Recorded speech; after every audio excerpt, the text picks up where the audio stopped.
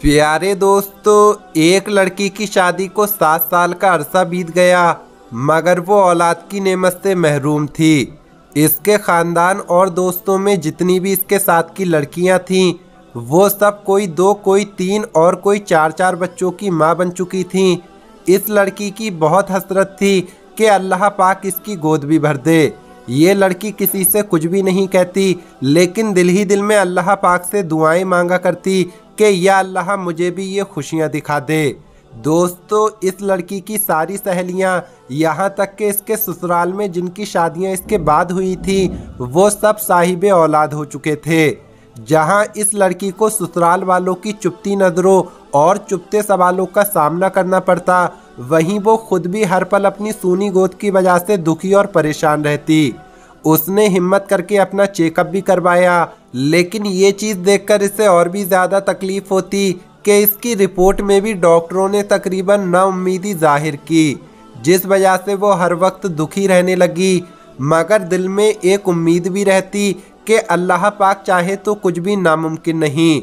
Doctors की बात कभी भी हातमी नहीं हो सकती, क्योंकि वो सिर्फ अपना अंदाज़ा और अपने तजुर्बे की बुनियाद पर कुछ कह सकते हैं, लेकिन हकीकी फ़ैसला तो अल्लाह पाक के इख्तियार में है। लड़की का दिल अगर बहुत ज़्यादा उदास होता तो वो छुपकर अपने कमरे में चली जाती और जी भरकर रो लेती। कोई भी इसकी तकलीफ़ को समझने वाला नहीं था कि वो औलाद ना होने की वजह से खुद कितनी तकलीफ़ और अजियत से गुज़र रही है। ससुराल वाले तो बातें बनाते ही थे, लेकिन रिश्तेदार और हमसायों की बातें जलती पर तेल का काम करती, और उसकी सास कुछ बातें बाद में कह देती जिन्हें सुनकर दिल चाहता कि वो मर जाए या उन लोगों से कहीं दूर चली जाए, क्योंकि उन लोगों की बातें दिन ब दिन बढ़ती ही चली जा रही थीं। लेकिन उसे उम्मीद थी तो सिर्फ अल्लाह पाक से। वो हर नमाज में रो रो कर बस अल्लाह से एक ही फरियाद करने लग गई कि वो उसे औलाद की नेमत से नवाज दे। जैसे जैसे लोगों के ताने बढ़ रहे थे, उसी तरह उसकी इबादत भी बढ़ रही थी। वो बस अल्लाह पाक की रहमत की आस में थी कि कब उसकी दुआ कबूलियत के दर्जे पर फाइज होती है। वक्त गुजरने के साथ साथ जब इसकी देवरानी के यहाँ चौथे बच्चे ने जन्म लिया, तो उसकी सास के तानों में और भी ज़्यादा शिद्दत आ गई कि तू तो बांझ है, मेरा बेटा बे औलाद ही रहेगा।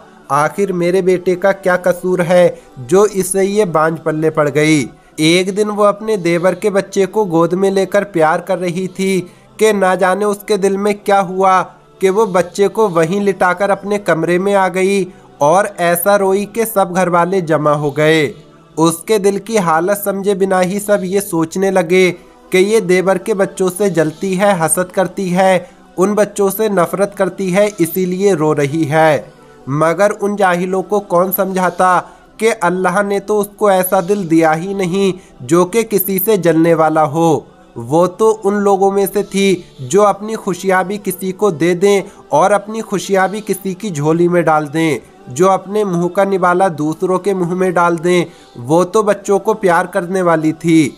वो तो बच्चे को प्यार करते वक्त अपनी सूनी गोद में इस कदर दिल गिरफ्तार हुई थी कि खुद पर काबू ना रख सकी, और आज उसके आंसू सारे बंद तोड़कर बहने लगे। बस उसका एक शौहर ऐसा था जिसने कभी उसे ताना नहीं मारा था। उसका शौहर इसे दिलो जान से प्यार करता था। वो उसकी ख्वाहिश को समझ सकता था, लेकिन वो क्या करता, उसके हाथ में तो कुछ भी नहीं था। एक दिन किसी ने कहा, अपने शौहर के भी टेस्ट करवाओ। पहले तो इस बात पर बहुत हंगामा हुआ, लेकिन फिर बाद में इसके शौहर ने कहा कि टेस्ट करवाने में आखिर क्या हर्ज है। उसके शौहर ने टेस्ट करवाया। जब रिपोर्ट आई तो वो ठीक नहीं थी। फिर तो घर में तूफान आ गया। सब लोग कहने लगे कि अब इस लड़की को फारिग करो, हम तुम्हारी दूसरी शादी करेंगे। लेकिन उसका शौहर किसी भी सूरत उसे तलाक देने को तैयार ना था और दूसरी शादी भी नहीं कर रहा था। शौहर की मोहब्बत में एक ज़र्रा बराबर भी कमी नहीं आई, बल्कि वो इसकी दिलजोई इस अंदाज में करता कि अगर अल्लाह पाक को मंजूर होगा तो हमें ज़रूर औलाद होगी, और अगर अल्लाह को मंजूर ही नहीं तो हम इस पर भी शुक्रगुजार हैं। इसने अपने शौहर से कहा, आप दूसरी शादी कर लो, मगर वो अपनी बीवी से बहुत प्यार करता था, इसलिए किसी भी सूरत नहीं माना। एक दिन इसकी सास ने बहुत लान तान की, यहाँ तक कि कह दिया कि तुम चाहती ही नहीं कि हमारे घर में खुशियाँ आए, मेरे बेटे का भी कोई वारिस हो। तुम बदज़हन ही नहीं बल्कि बददिमाग भी हो। सास की जली कुटी बातें सुनकर ये लड़की बहुत ज़्यादा परेशान हुई और उसने वुज़ू किया और नमाज के लिए खड़ी हो गई। जब दुआ के लिए हाथ उठाए तो ऐसी रिक्कत तारी हुई कि कुछ बोला ना जाए। वो कुछ भी नहीं बोल पा रही थी। फिर सजदे में गिरकर अल्लाह से फरियाद करने लगी, या अल्लाह, अगर तूने मुझे बे औलाद रखना है तो तूने मुझे इस दुनिया में औरत के रूप में क्यों भेजा? औरत तो पूरी ही औलाद से होती है, तो फिर मेरे वजूद को अधूरा क्यों रखा? या अल्लाह, सारी दुनिया के डॉक्टर्स चाहे जो मर्जी कहते रहें, मुझे बस तेरा ही आसरा है। या अल्लाह, मेरी वजह से मेरे शौहर को तकलीफ़ और इस महरूमी से ना गुजार। या अल्लाह, तू हर चीज़ पर कादिर है। वो औरत सजदे में और भी दुआ मांगती रही, या अल्लाह, तुझे तेरे हबीब हज़रत मोहम्मद मुस्तफ़ा सल्लल्लाहु ताला अलैहि वसल्लम की प्यारी जुल्फ़ों का वास्ता मुझे औलाद की नेमत से मालामाल कर दे। उस रात सजदे में रो रो कर उसने ऐसी फरियाद की कि उसकी आहू पुकार सुनकर कायनात की हर चीज़ शायद उसकी सिफारिशी बन गई और अल्लाह पाक पर उसका भरोसा जीत गया। और फिर चंद हफ्तों बाद वो हुआ जिसकी किसी को भी उम्मीद नहीं थी। डॉक्टर्स बार बार उसकी रिपोर्ट को देख रहे थे।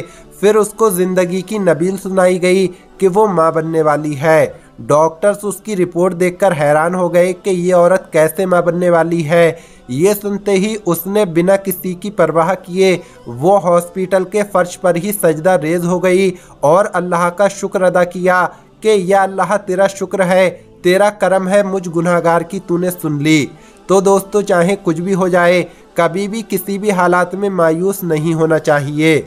बेशक अल्लाह पाक जो चाहे वो कर सकता है। लोग कुछ भी कहें, बस अल्लाह ताला पर मुकम्मल भरोसा रखें। ना कभी किसी का बुरा सोचें, ना बुरा करें। दिल की ज़मीन को हमेशा पाक रखें। प्यारे दोस्तों, एक दूसरे के लिए दुआएं मांगना बहुत अच्छा और बेहतरीन अमल है, इसलिए एक दूसरे के लिए दुआएं मांगा करें। अल्लाह पाक से दुआ करते हैं कि जो लोग बे औलाद हैं, अल्लाह पाक उन्हें औलाद की नेमत से नवाजे। आमीन अल्लाहुम्मा आमीन। आप भी एक बार आमीन कह दें। मिलेंगे अगली वीडियो में। अस्सलामु अलैकुम। अल्लाह हाफिज़।